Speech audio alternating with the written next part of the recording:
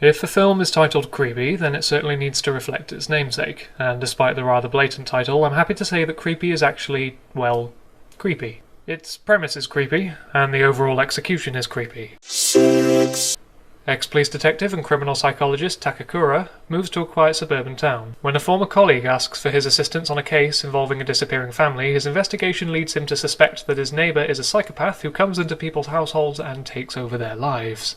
The strongest aspect overall is the performance from Teruyuki Kagawa, as the leering and unpredictable neighbour Nishino. His ability to change the tone of a conversation on a dime, going from intently focused to childishly distracted, is fantastic to watch. His unpredictable nature makes any scene featuring him eerily compelling. Creepy also boasts some great visual flair. Some scenes are wonderfully composed. Standout scenes include when Nishino interrogates Yasuko, asking whether she finds him charming. The camera forcefully pushes in, confining them in the frame, visually trapping Yasuko.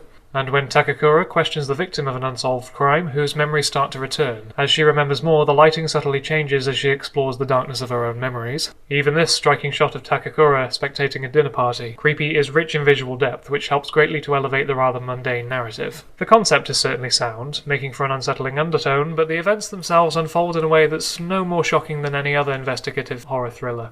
Even down to the protagonist's troubled past, which caused him to leave the police force. But that's not to say that Creepy isn't engaging in its own strange way. The very core idea, the idea of a psychopath taking over someone's life, is striking enough to maintain the bulk of the narrative, even if it runs too long at a little over 2 hours.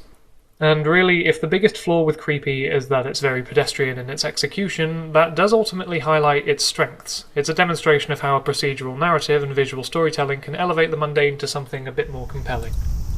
正直に魅力的なのはどっちですか？